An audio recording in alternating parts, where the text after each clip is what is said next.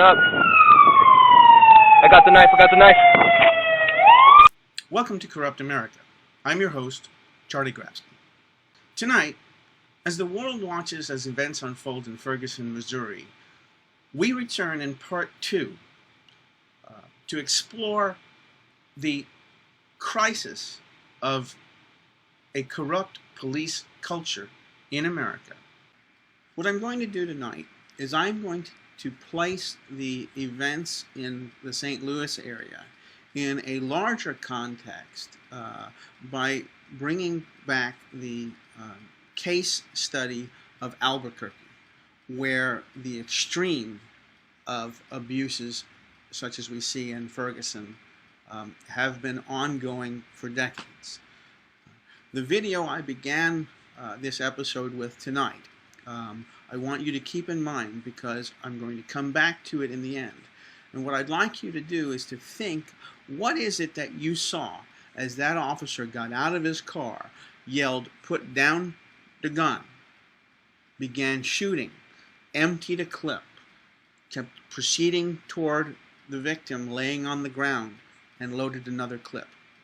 But first, I'm going to go back to the case of Christopher Torres that we addressed in the first episode, and using the interview with his parents, Steve and Renetta, we will place into a larger context of how this problem is allowed to continue and show the parallels between Albuquerque and St. Louis in the two cases there.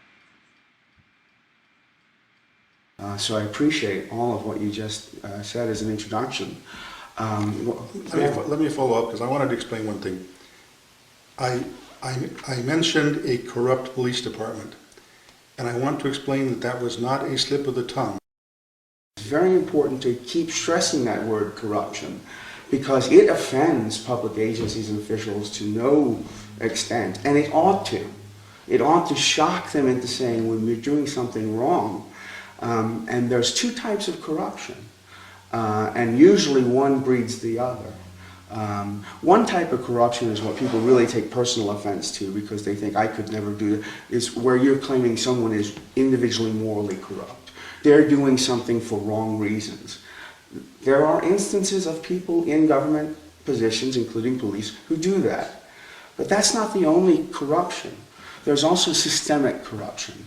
There's a corruption of the process, of the institutions. And just like when you talk about, with computers, a corrupted hard drive, well, what do you do when you have a corrupted hard drive? You have to replace the infrastructure to get rid of the corrupted problem. And until you can get that corrupted system, fixed so that that's not at the foundation, you're going to have a hard time dealing with the other individual level of corruption. And so I think it's really important, as you did say, to stress that yes, corruption is the word. And it should not be deemed an inappropriate word. It is the proper word. I mentioned a corrupt police department, and I want to explain that that was not a slip of the tongue, because unfortunately we did find out that there was a segment, a component within the police department that is certainly corrupt. I mean, what else can you call it? What else can you call it? I mean, and we didn't want to have to admit that, but when it stares you right in the face, and again, I want to stress, it's not all police officers. It's not all of them. Renetta and I have personal friends who are on the police department and who are just as appalled as we are at some of the conduct from their fellow officers.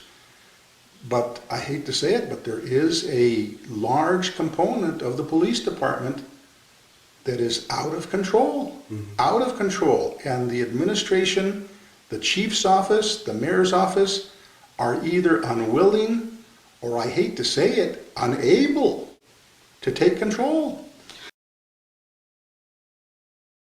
APD's new chief says the police shooting that killed a homeless man in the foothills is justified. The officers were attempting to effect a felony arrest using less than lethal weapons, including a distractive device, canine, taser, and shotgun. We're going to go ahead and watch that video.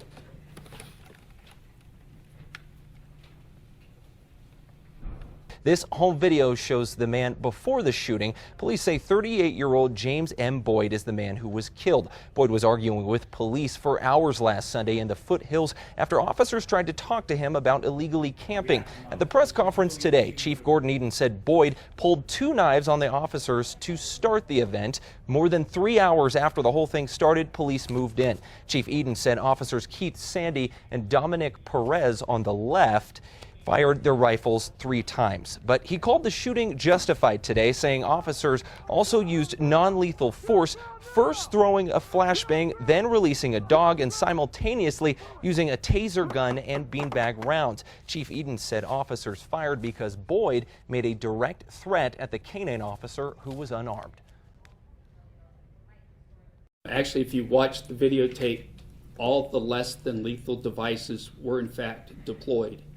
It was when the canine officer was down directing the canine dog that the suspect pulled out the 2 knives and directed a threat to the canine officer who had no weapons drawn. He was handling the dog. Chief Eden said it's unclear if Boyd was mentally ill. However, his criminal history details several violent incidents and says Boyd was in and out of mental institutions and jails for decades. Kim, back. The officers did their best by using less than lethal in an attempt to stop the suspect while making an arrest.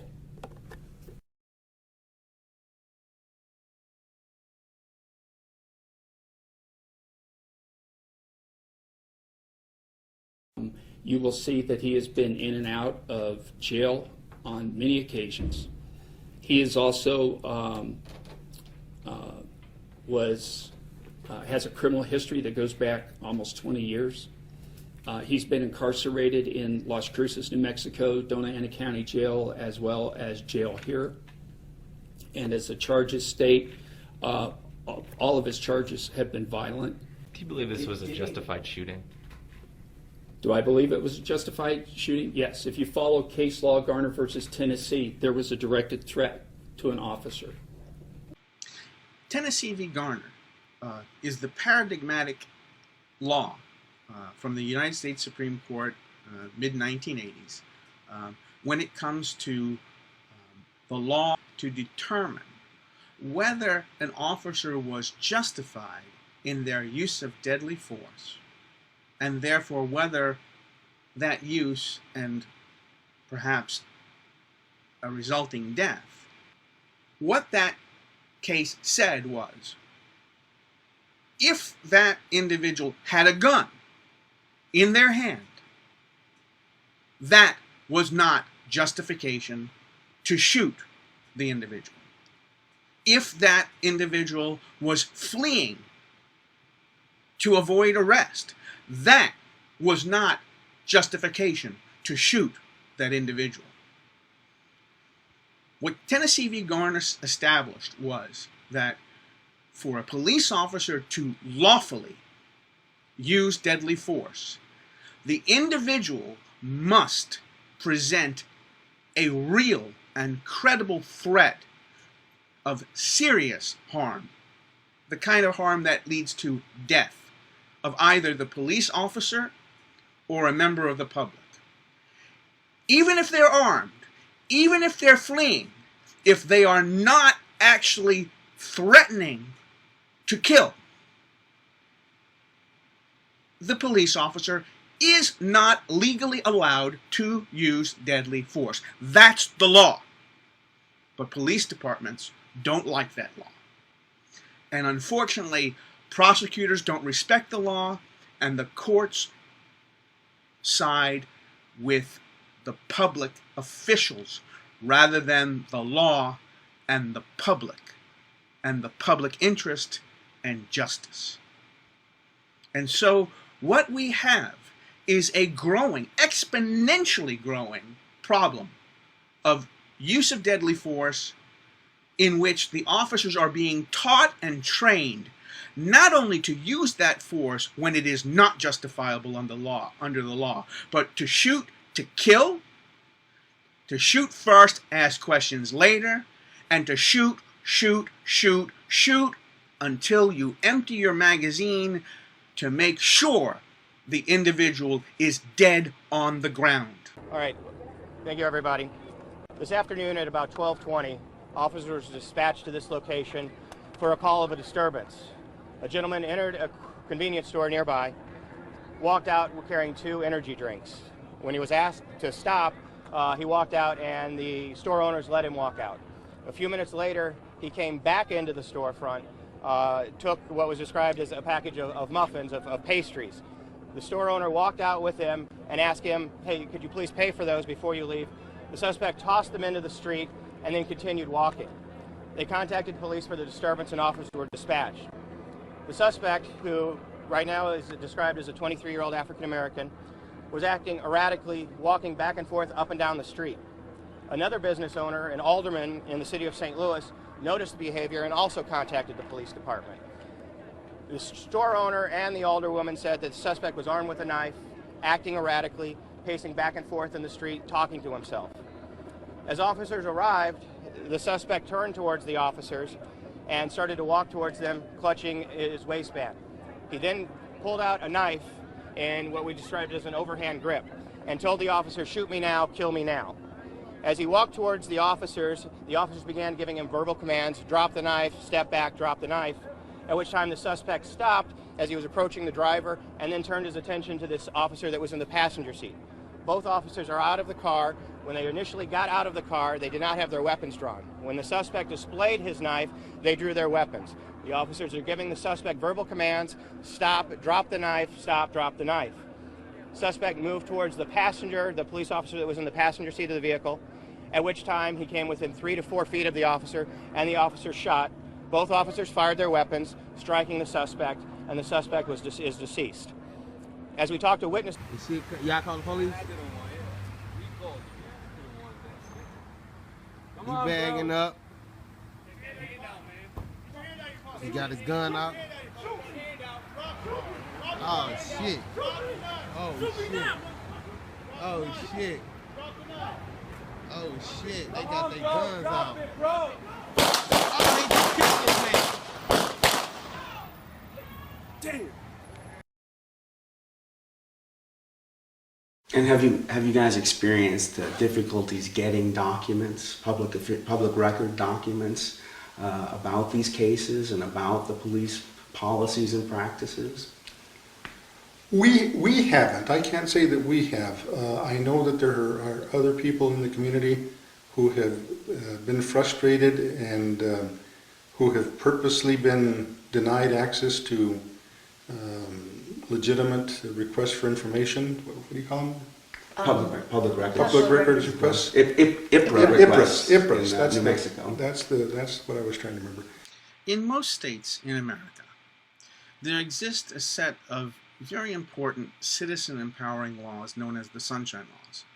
One set of those laws is known as the Public Records Law. Now, unfortunately, most citizens don't know these laws exist, don't appreciate the inherent power in those laws to hold officials to account to the public and under the laws, and they don't know how to effectively use them. And they are so potentially powerful that public officials and public agencies absolutely hate those laws. And because they are in power and only they can enforce the laws on themselves, they generally choose to disregard laws such as the Public Records Law. So in Albuquerque, with regard to the James Boyd case, a local news station, KRQE, made a public records request after the shooting. In fact, after the chief of police held a press conference and used selectively chosen videos from the officer-worn body cameras from the scene. Selectively chosen, he believed, to show to the public that the presumption that the officer was right and that therefore the shooting and killing was justified and lawful, as they maintained from the start before looking at any evidence. So they selectively chose what to release to the public and to withhold the rest. Yet all of those videos were public record, and all of them were legally allowed to be obtained upon request by any member of the public, including the media. So KRQE immediately asked for all of those videos. And what you'll see in some of what I will include later is, rather than produce them as the law requires, the police department assigned a group of employees to review those videos, to isolate out any video that showed the actual shooting and killing, and to remove them, and to find any parts of those videos that could be deemed to be problematic.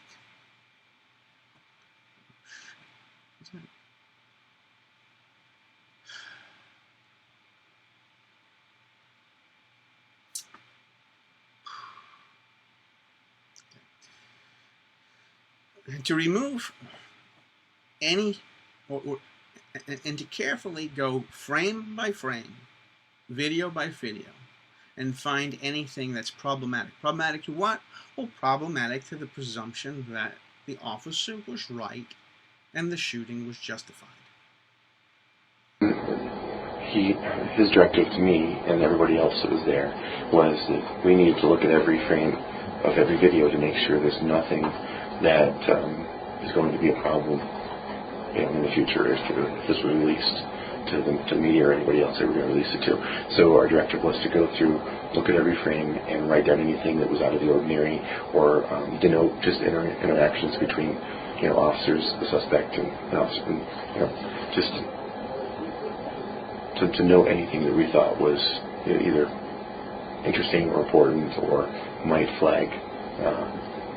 So knowing that, what do you think it was to identify anything that people may not have seen that might cause them an issue if the video was released. Okay. And did he define what an issue would be?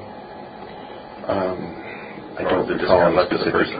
I think he left it to the person to interpret if this becomes a media problem or an issue that maybe he's going to know about it so he can let other people make those decisions. What do you think would be a media problem? So I'm just trying to be, this is again my opinion. I know. I'm a former journalist. I know what I would do as a journalist with that video, and so any problems I was looking for would be interactions between officers that were expressing their own opinion about what was happening. Mostly that's what I was looking for. Anything that I would use as a journalist to say, here's a story related to the incident in the foothills that maybe portrayed APD in a negative light. That might have been unfair, or I was looking for incidents like that. Okay. And it was clear that we were dealing with an agency that did not respect the law, didn't believe it was subject to those laws, didn't like the laws, and therefore said, we dare you to make us give it to you, because we're not going to do it on our own volition. We choose not to. So we made the request at that time for the actual videos, and it took about 3 months, and again proving that the initial denial was false, we obtained those videos. But lo and behold, even though the police said, here are all the videos which you requested, which was all of the videos, it's clear when we studied the videos, what was in them, that most of the key videos are missing. The ones that they actually had someone go and look to find and identify as problematic. Those videos are missing. In fact, to make this so crystal clear and obvious, the very famous video clip that the chief himself put out to the public to claim the shooting was justified from one of the two shooters, Dominic Perez, that clip and all of the videos that were taken by his camera in the hour or two that he was there on the scene, those are all missing. But we know they existed. We know they exist. We know the law required them to be given, and the city claims they gave all the videos. But they're not there, as are most of the officers on the scene who had video, or should have had video, because the policy of the department is that they all, when they encounter a citizen, or in their language, a civilian, must be wearing and must have turned on.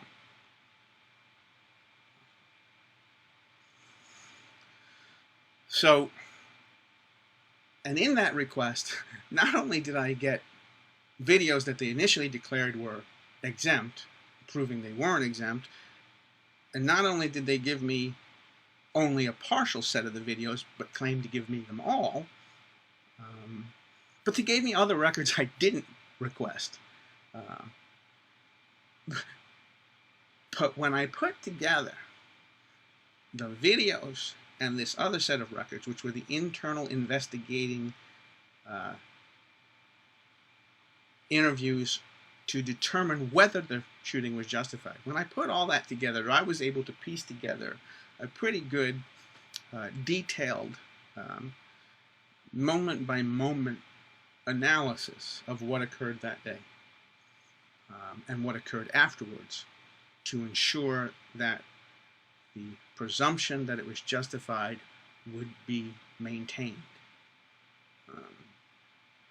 And so I will share some of that in tonight's episode.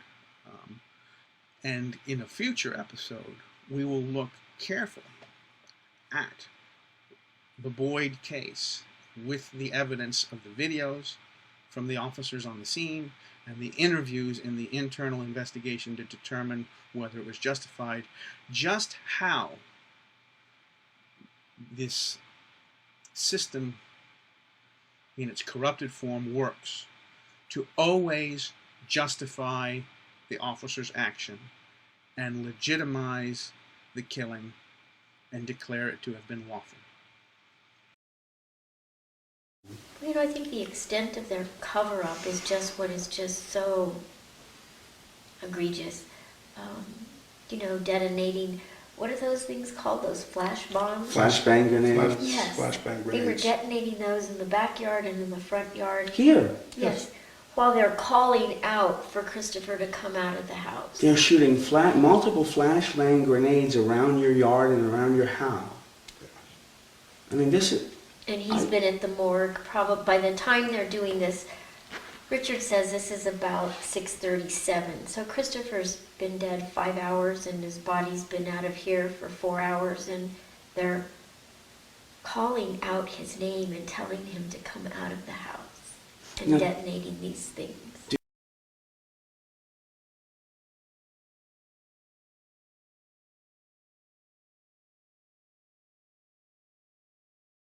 It's not just the attitude toward the public, it's not just the corruption, but as we see in the murder of a very prominent civil rights attorney, there's a lot more than just escalated number of fatal shootings there.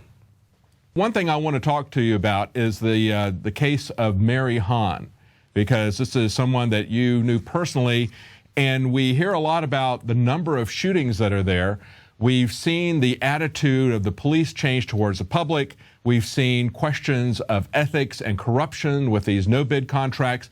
But there's another aspect of this, too, and that is people who stand up to the system, a civil rights attorney like Mary Hahn, and what happened to her. Tell us a little bit, for those who are not in Albuquerque, tell us a little bit about Mary Hahn and why she was not liked by the APD. She was a very prominent and very aggressive civil rights attorney that brought a significant amount of litigation against the city and against the department, as well as other police departments in the state, and prevailed on many, many actions to the benefit of citizens that were harmed and had their rights violated by government actors, whether it's the police or actually even city employees. And she first in New Mexico, I mean, as a female and as an Asian, she was very outspoken and very distinctive. And she really brought a lot of heat on the department and really pushed back on a lot of misconduct. And in November of 2010, she was found deceased. And at her scene, it was flooded by 3 deputy chiefs, other lieutenants and captains. I mean, a completely departure from how a normal unattended suspicious death will be processed. So they flooded the scene, and in doing that, they precluded any reasonable investigation into it. Let's unpack that a little bit, because we have the public safety director, Darren White. He gets a call, and then they looked at his phone records, and there was an unknown caller came to him, and then moments later, he sends out a whole bunch of calls to the city attorney, to deputy police chiefs that are there, several of those, also to assistant city lawyer. I mean, these are some of the most powerful people in law enforcement and in city government, and they all turn up at her house, and it's so many people that the guy that was there, the first responder, said that he'd never seen anything like that before. He said it was totally unprecedented. They totally destroyed the crime scene. Is that correct? That's correct.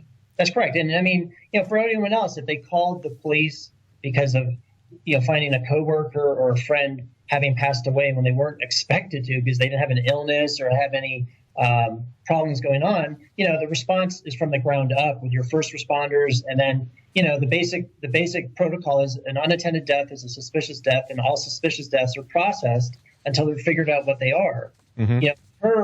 You have a diminutive 100-pound Asian female, and in theory, she passed away from carbon monoxide poisoning, but they never did any investigation to support that declaration, which was made by a deputy chief that had by a captain at that time, that had no business being there, had no business inserting himself into the investigation whatsoever. And then you have the public safety director, the city attorney, you have public information officers, you have other deputy chiefs, and I'm told there's the allegation is that there's as much as 25 unauthorized personnel that flooded the scene. And one of these reports I saw here says the deputy chief of police, Feist, went to the house and removed all first responders. And then what happened was she had a couple of heirloom family pieces of jewelry that were valued at $100,000. They went missing. But talk about some of the anomalies of the crime scene. I understand her feet were she was on the driver's side where the steering wheel is, yet her feet were on the dashboard and she had a broken toe? The way she was positioned in the car, she was sort of crunched into the front seat. Both of her left feet were pushed up on the dashboard between the steering wheel and the door. There's indications that the door was slammed shut, and when it did so, it compressed her feet. So, when she went into rigor mortis, that impression is significant on her feet. So it's not as if someone relaxed and put themselves to sleep in the car. It shows compression. All the windows in the car are down. Now I've taken suicides or attempted suicides by vehicle emissions, and not only do they always have the windows up to keep the amount of air out, but there's usually a hose going from the exhaust into the cabin of the car. I mean, we have the exact opposite here. There's increased ventilation. Also, the car was not running and still had half a tank of gas, I understand. Exactly. And we're talking about a BMW that should have continued to run until it ran out of gas, but no, it still had fuel in it, and it had a dead battery. So, there are plenty of flags saying, wait a second, something's wrong here. But because of the actions by the brass of this department and those individuals that were leaders of the department and their absolute deliberate indifference, if not, conspiracy to make this happen, she gets written off as a suicide. And any homicide detective out there knows that if you want to cover up a murder, you stage it to look like a suicide. And that's what happened. Mm-hmm. Yeah, and the New Mexico Attorney General, Gary King, has said that he did not think that it was definitely a suicide. He was very wishy-washy about it. He says, I can't say that it was, the evidence does not definitively indicate that she took her own life. He wouldn't come out and say that it looked like she was murdered, although it clearly does look like she was murdered. Yes. Yes. Well, now, that was kind of a watershed moment for you, wasn't it, Thomas? For me, it was. I mean, that put me in a position where, if I was already on the path of, of progression from getting my master's, from promoting the department, and I knew I was headed to law school. But at that point, it was very clear to me that this is a department that, you're either with them or you're against them. And to be with them, sometimes meant you had to endorse, illegal or absolutely conduct that's in conflict with the oath we take to wear our badge. Now, where it got crystallized. Thank you. I have a question, Mr. Perry, and this is in reference to, I have heard from a number of sources that you are now present at the scenes of officer-involved shootings. My question is why, and what is the purpose of the CAO being at officer-involved shootings when the APD chain of command and investigators are already at the scene?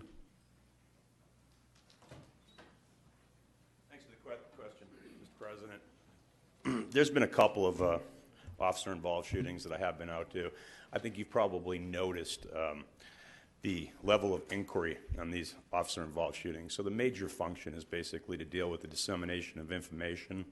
I think that when you go out to the scene, it gives you personal knowledge as it relates to what some of the more general concepts are about what happened, information that will be available that you may call about, the media may call about, other folks would want to know. So that's the general purpose. There's some other purposes that are within the realm of reason for that as well.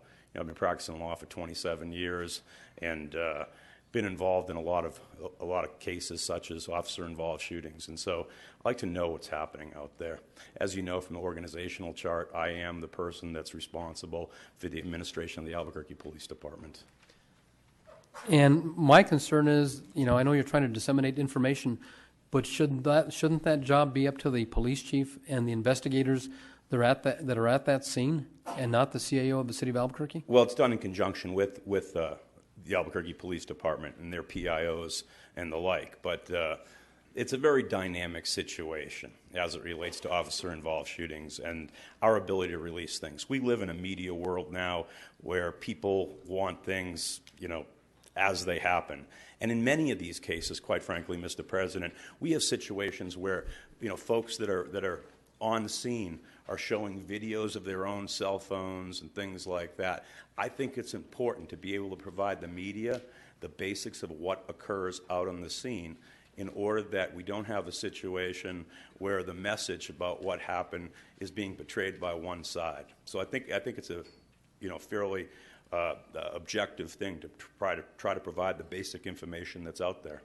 Well, isn't that the job also of the PIO to provide that information? We just hired Janet Blair as the PIO, and she's being paid over $80,000 a year. I think certainly it's in coordination with the PIO from the department, the communications director, as well as the PIOs themselves, some of the folks that are involved in the investigative process and the like. But there's a lot of nuances that go into that as far as legal decisions, as far as releasing information and things like that. So I think based on my legal background, my administrative background as the city manager, my involvement with the media, typically when they don't get it from the department, the media routinely calls our office, and so I think it's critical to that. And I have one more question, and that is in reference to the disturbance that took place in the mayor's office. Yes, sir. A couple of weeks ago. You as the CAO were videotaping the disturbance? That's correct. And not trying to de-escalate the situation? No, that's not correct at all.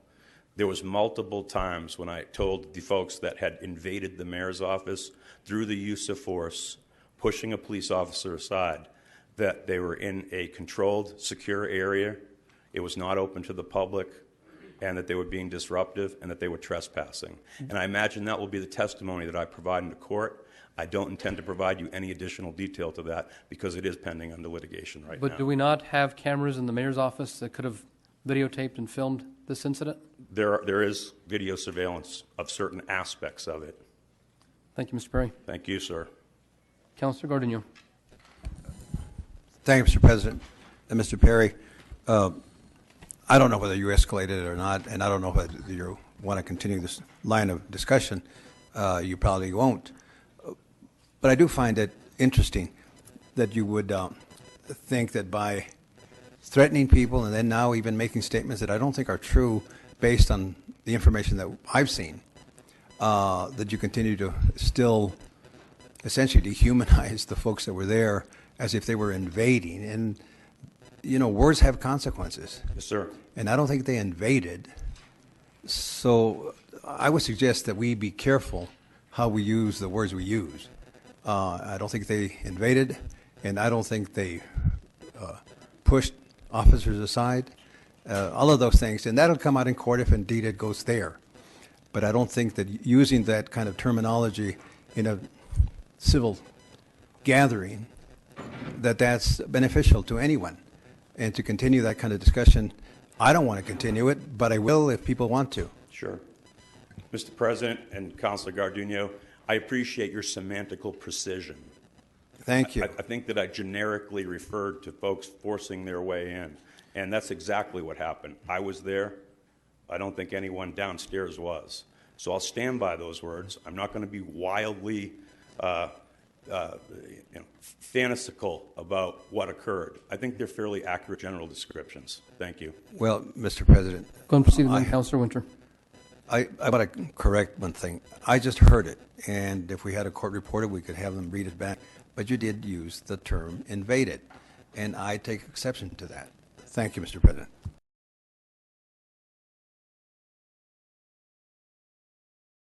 We received all of the internal affairs investigation into the James Boyd shooting.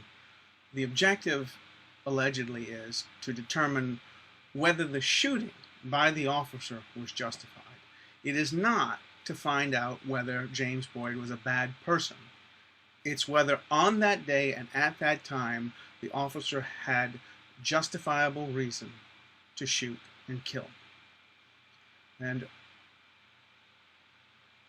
I'm going to share with you today just two brief parts of two citizen witnesses that were interviewed, which I think illustrates the biases inherent in this process of the police policing themselves.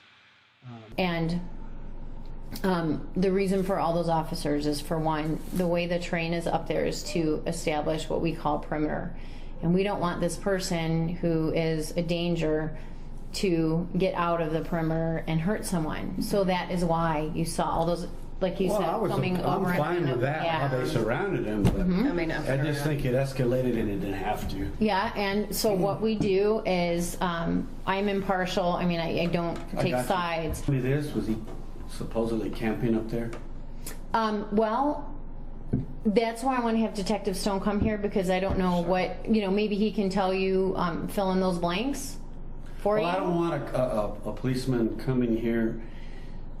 I have my opinion on this whole deal, and I don't know anything about this guy's background, the person that died, but I personally think it just didn't have to happen this way. It's always unfortunate when we have an officer-involved shooting, and I pretty much can say that no officer ever wants to have to take a life. And sometimes it's, I can tell you that everyone's perception, and even the cameras that we see on TV and the lapel cameras that we have, are going to be, everyone's going to have a different perception. So what you saw and heard upstairs might be different than what you heard down here. And then what a neighbor heard from that angle or saw at that angle is going to be different than what someone over there saw. And then the closer you are is going to be different than what the officers perceived as a threat or heard from close distance as well. And by looking at a video, I'm not experiencing the stress, I'm not experiencing the threat, and so it's a lot different. And so what we do is, as violent crimes detectives, is we take all these pieces of the puzzle and put it together. And it's never, I understand, talking to neighbors, and it's always an uncomfortable situation that you know, things have to come to this, and that there are people out there that are dangerous or have, you know, issues or you know, when force is used. And but God, I just thought it could go a different way. I mean, when it was one guy, and I never saw a gun, and it's like tear gas the dude, put the dog on it, but why do you got to shoot him? yeah, and I can't, and there's, I know you can't. but Detective Stone, he might be able to give you a little bit, just to put you at ease a little, and because there's several. Well, the trouble is, different. the APD's got a bad rap. Absolutely. Well, And it's yeah. on the news all the time, so after a while, and then you see it for yourself, you go, yep, Right. oh, man, holy Yeah, crap. it's very unfortunate, and that's why, you know, that's what I was explaining with the video. We don't work for the media, and even when we give interviews and talk to the media, they don't portray it accurately. Yeah, You know. no one ever wants to take a life, and it is unfortunate. The first witness, well, the first family of witnesses, was interviewed the night of the shooting, and the father clearly has problems with what took place, and he's not very happy with the APD. And what you hear from the detective interviewing him is a very defensive position for the officers, and what indicates a clear bias that these officers don't intend to do wrong. They're not bad people. They're good people, and they don't do wrong intentionally, which basically means they're innocent of any crime. I guarantee you, when this same detective interviews people for a citizen who is alleged to have committed a homicide, their approach is the exact opposite, that they presume guilt, and they're trying to prove the guilt. In this case, they presume innocence, which they should, but more than that, they presume justification, which they shouldn't, because that's the question. And they do everything they can to back up their predetermined conclusion. Now, the second interview is far more troubling, and I'm only going to play a very brief beginning part of it, and you'll understand why when you hear. Hello.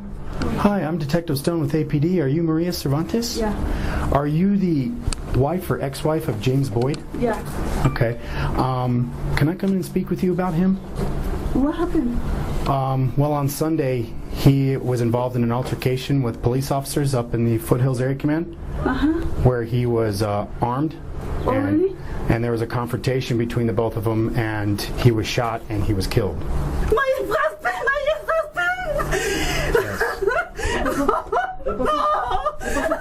¿Qué pasó? ¿Qué pasó? ¿Qué pasó? ¿Qué pasó?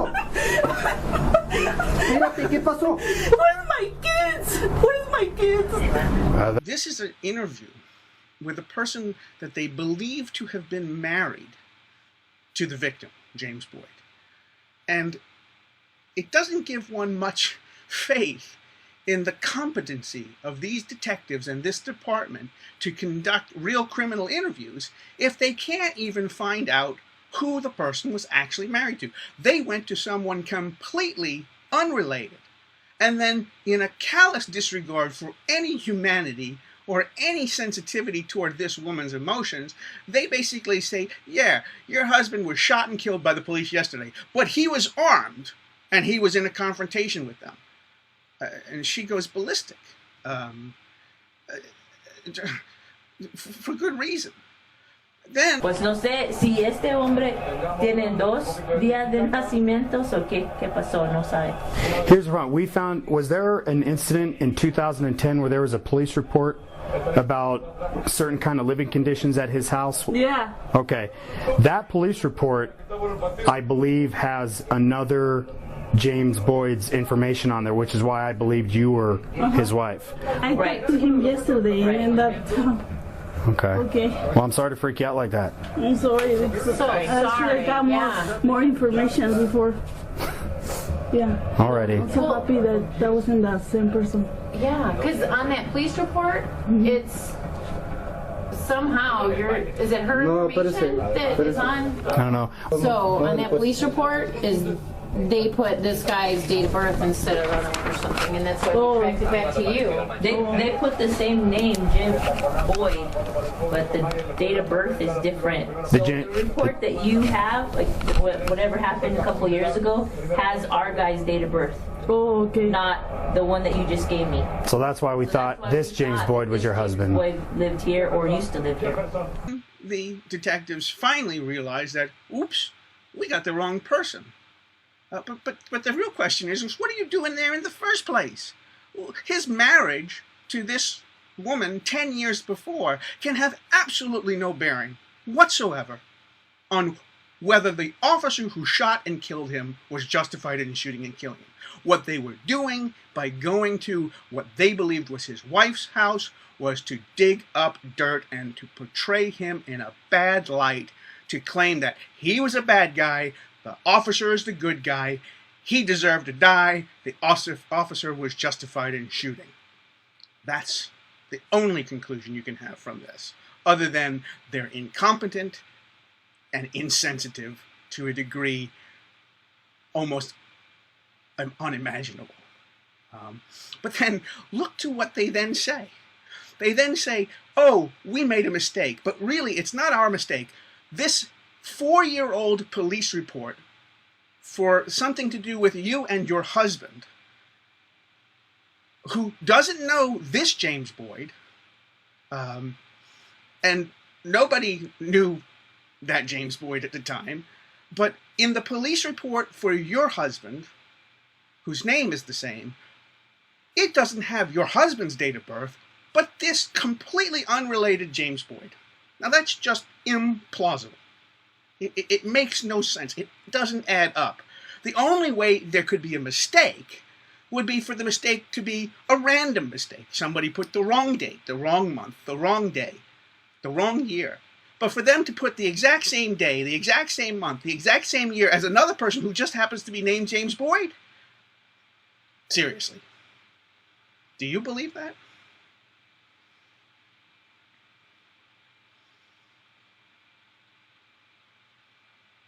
At the beginning of tonight's episode, I played a clip for you without much explanation. The clip was of an officer-involved shooting in Albuquerque in 2010. Amazingly, when you watch this, this was not a fatal shooting. The man survived, barely. But this video, I think, really sums up in a nutshell the problem of shoot first, ask questions later, shoot to kill, shoot at the center body mass, shoot, shoot, shoot, shoot, shoot until the suspect, or the enemy, which is more like it, stops moving. Shoot because you believe he has a gun, but make sure you yell, drop the gun, drop the gun, drop the gun, because you've been taught to say those lines. When you look at the officer getting out of the police car, you can see that he doesn't even have time to assess the situation, let alone can anybody see from that distance whether the individual has a gun or not. He just claims he has a gun. He assumes he is. It's almost he wants him to have a gun in order so he could start shoot, shoot, shoot, shoot, shoot. And literally, he is just sitting there, shoot, shoot, shoot, shoot, shoot. And what does that look like when you watch that video? Because I'm going to show you what I think it looks like. And I think it's pretty damning and pretty scary. But that officer unloads an entire clip into this guy from a distance, telling him to drop his gun, and then shooting before the guy even has a chance to hear, let alone drop the gun. And then what you see is there's two other officers unloading their magazines into the guy as well, who drops to the ground while they still shoot him in the middle of a street with nobody else around. He's not threatening harm to anyone.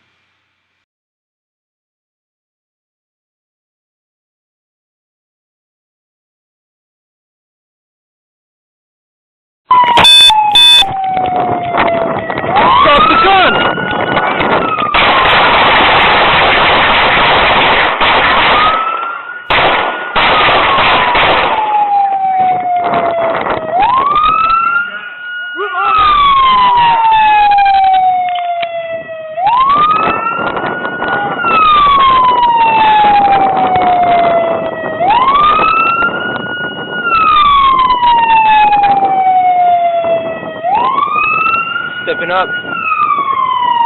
got the knife. I got the knife. Hold on. I got it.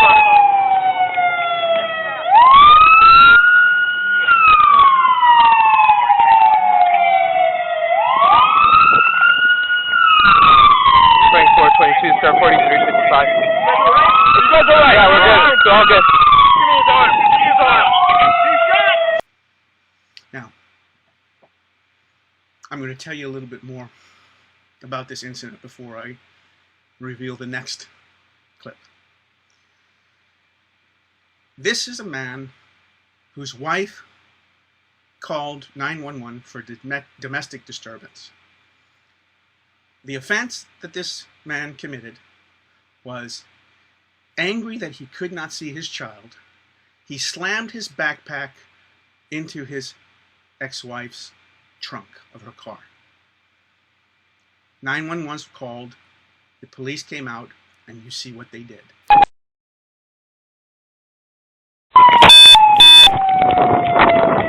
Drop the gun!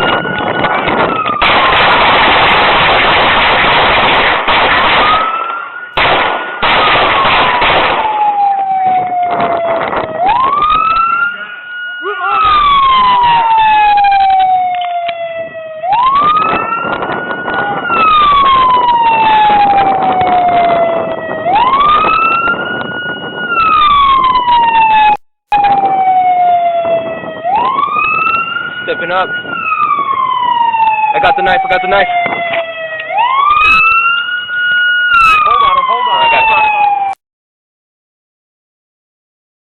And the DOJ report does use a very important phrase. It's called the police culture. It's sort of a worldview or a paradigm that those officers and the chief officers are being culturated or inculturated in, both through the formal and, more importantly, the informal training processes. And oftentimes they can't see outside that box, and that becomes a real problem. And I think that was in the end, to go back to your original question, the only way we're going to get sustained reform in this community is with a consent decree that requires a federal monitor. Because you leave the city to their own devices, they're going to keep feeding you this crap that says we're doing this, we're doing that, and they're not doing anything that is going to really change that culture that keeps coming up to the forefront. They're not. Well, until you can admit you have a disease, there's just no way you're ever going to be able to begin pursuing what the cures are. And I think we have a society which has lost its understanding of the citizen's role in the accountability mechanisms that keep public agencies and officials, including police, within the bounds of legitimacy. And until we sort of restore ourselves as active citizens on a day-to-day basis, within the limits of our own abilities with our daily lives, not everybody can be a full-time activist, but a citizen still needs to remain active in their community, and until we get to that point, we're always going to be dealing with problems of accountability in government. I hope we have started to make a difference. I think we've started to see some positive changes. As Renetta said, early on, the media was definitely biased in favor of the police department and in favor of the city administration. And in a way, you can't blame them. We don't want to have to think that our police department is corrupt or that our police department is engaging in excessive use of force. We don't want to think that. But you can't fix a problem unless you're fully aware of the problem. And as Renetta said, the more research we did and the more we found out, the bigger the problem kept getting, and the more demanding it became for us to try and do something about it. And not just us, but all the families. And now even the community has joined together behind us.